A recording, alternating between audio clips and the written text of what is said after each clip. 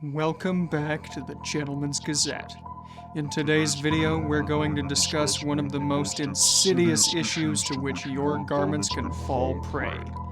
Pilling. Seriously though, we'll discuss this fibrous annoyance, why it happens, and how to prevent and remove it from your clothing.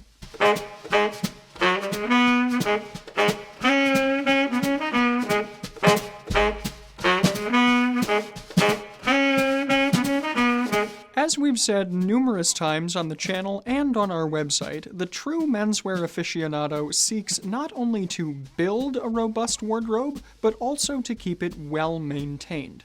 This means using the proper laundering techniques, removing stains whenever they first occur, making the most of his closet space, and more.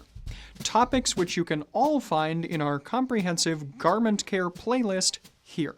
Today's video is another installment in this series then, covering those pesky little hangers-on that seem to find their way onto all different types of clothing, fabric pills.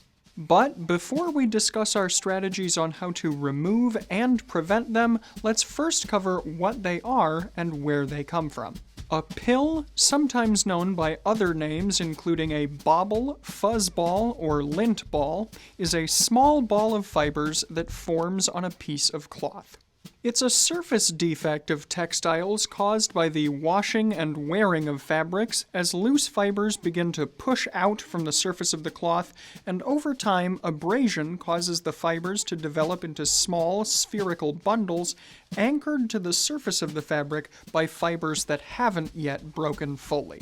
By the way, in case you were curious, the textile industry officially divides the pilling process into 4 stages: fuzz formation, entanglement, growth, and wear-off. Pilling normally happens on the parts of clothing that see the most wear and tear day to day, such as the collar and cuffs of shirts and sweaters, as well as under the arms, and around the thighs and the rear on trousers. All fabrics do pill to some extent, but the primary causes of pilling are the physical characteristics of the textile, how it's processed during manufacturing, the personal habits of the wearer, and the environment in which the garment is being worn. Overall, natural fabrics are less likely to pill. These include things like silk, linen, hemp, and cashmere. Meanwhile, man-made fabrics are generally more likely to pill. These include things like polyester, acrylic, nylon, rayon, and spandex. And depending on the weave, twist, and softness of the fibers, wool and cotton can go either way in terms of pilling. You have to take garments using those on a case-by-case basis. Note also that wool pilling generally diminishes over time as more wool fibers work themselves free of the fabric and break away, whereas stronger synthetic fibers will hold on to pills, preventing them from falling off of the garments. In general, longer fibers are going to pill less than short ones, partly because there are fewer loose ends to the fibers, and partly because, being longer, it will take more time and effort for those fibers to work themselves out of the weave. This can sometimes be referred to by the term twist. In other words, the higher the twist, the denser the yarns are going to be, and the firmer they're going to feel to the hand. As you might imagine then, fabrics with a large number of loose fibers are going to be more likely to pill. When a fabric is made of a blend of fibers, both weak and strong, think of something, for example, that blends natural and synthetic fibers, the weaker fibers are going to break, work their way out, and bundle up, but the stronger fibers are going to hold those weak ones on. Therefore, blended fabrics are going to be even more likely to pill overall.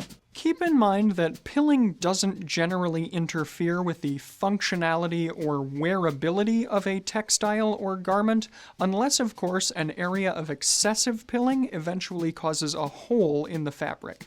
But with that said, pills are definitely a nuisance, and they can certainly be quite unattractive. So, what to do about them then? We've broken this answer into 2 categories: prevention and removal. First, we'll talk about prevention. Fortunately, there are a number of different strategies that you can use to prevent your clothing from pilling in the first place. First of all, as we alluded to before, try to find and buy garments that have higher density, more finely twisted yarns that are going to be more durable. And as we also mentioned, fabrics that are made from blends of natural and synthetic fibers are going to be more likely to pill. Always remember to check labels and tags before purchasing, and as a general piece of advice, try to avoid garments that have 3 or more different kinds of fibers in the weave. That covers prevention from a buying front. Next, let's talk about some laundry day strategies you can use to prevent pilling when you're washing your clothes. First, keep in mind that when you are washing, any pills that are present on a garment can agitate other clothing fibers, causing more loose ends and more pilling overall. It's something of a snowball effect. With that in mind, we've got 2 main pieces of washing advice. First, for garments that you suspect are going to pill, consider using your washing machine's gentle cycle. The lesser degree of agitation and shorter wash cycle should prevent more pills from forming. You could also consider using mesh garment bags for such garments when they're in the washing machine. Of course, you could also choose hand washing, which is going to be even more gentle, and on that note, you can find our video on hand washing sweaters here. Next, remember to turn your garments inside out before washing them, and also to fasten any zippers, buttons, or hooks, as these hard and sometimes sharp surfaces can cause more abrasion and loose fibers. Also, if your clothing is inside out when it's being washed, any pilling that does form is going to be on the inside of the garment and thus won't be seen when you're wearing it. You can also consider sorting your clothes according to color and fabric type to prevent heavier fabrics from abrading or damaging lighter ones.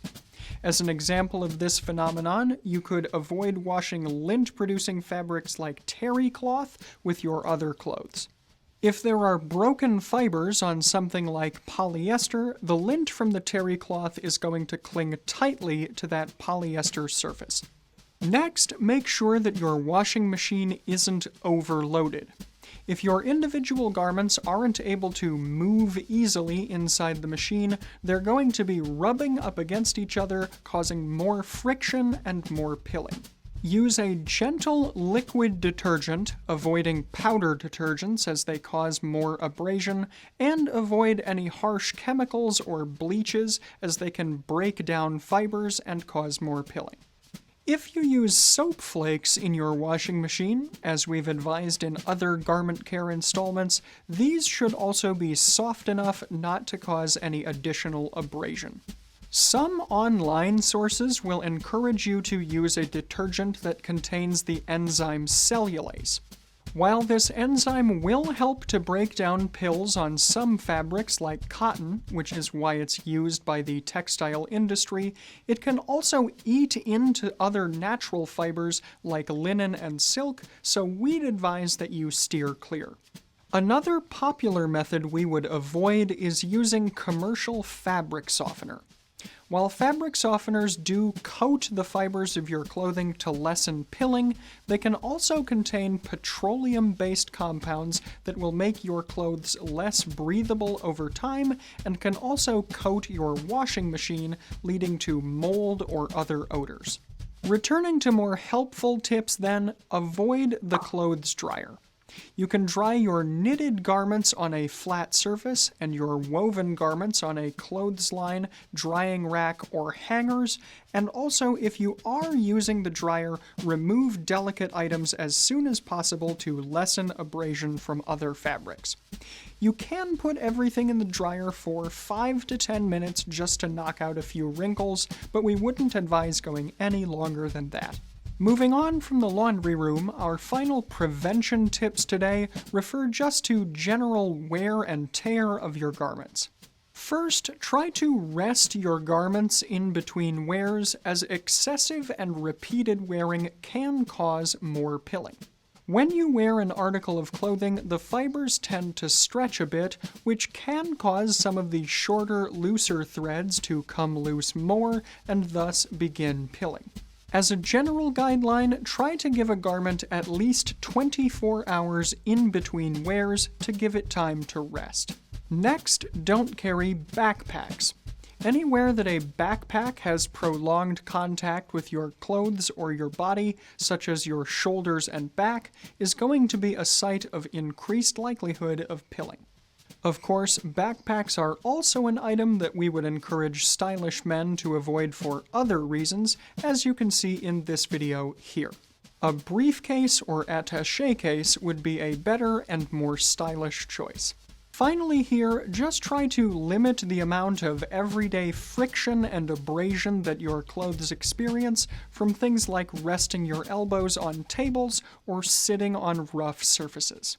So that's prevention out of the way, but what to do about clothes that are already suffering from pilling? Our next tips are going to cover pill removal. Fortunately, there are several tools available for removing pills from your clothing, and perhaps the safest bet among these is a sweater comb.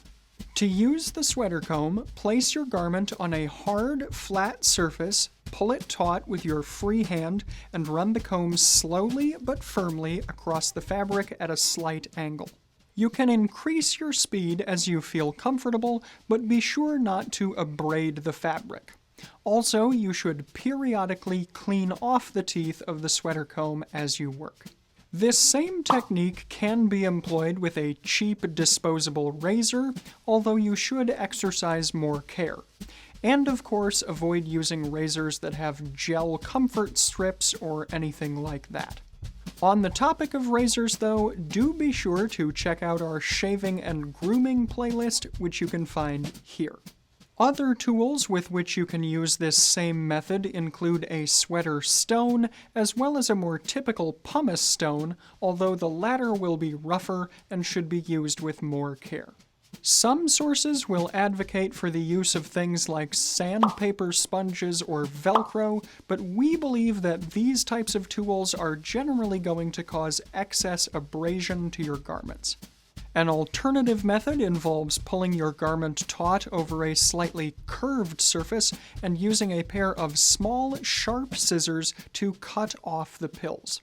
This can work, but exercise caution as you obviously don't want to cut open a hole.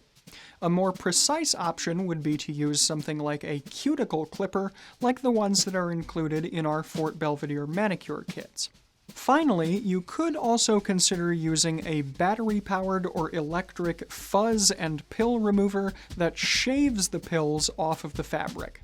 This is generally going to be a safe option, but we would advise against using them on knits or particularly loose weaves, and if you do use one, again, exercise caution. And no matter what tool you choose to get the job done, once you're finished depilling your garment, brush it off with a garment brush. Don't use a conventional lint roller or other adhesives that are advocated for online like tape, as these are going to pull out more loose fibers, essentially starting the pilling process all over again. So that's the lowdown on why pilling happens and how you can prevent it and remove pills from your clothing. Hopefully, when you see these little fuzzballs, it won't be such a hard pill to swallow in the future. In today's video, I'm wearing a mostly casual outfit, good for doing some garment care around the house, whose central element is a brown and blue sweater that, as far as I can tell, isn't really suffering from too much pilling. It's in a cardigan style with dark buttons, and I'm wearing it over a shirt with a microgrid pattern of light blue and black on a white ground. My trousers are plain charcoal to harmonize with the black color in my shirt, and my shoes are dark chocolate brown suede loafers to harmonize with some of the brown tones in my sweater. Rounding out my outfit today are my two-toned shadow striped socks in gray and light blue, which are from Fort Belvedere, and again, they work with various other elements of the outfit. You can find the socks that I'm wearing, along with a wide variety of other menswear accessories, including the manicure kit I mentioned before, as well as things like ties and pocket squares in the Fort Belvedere shop here.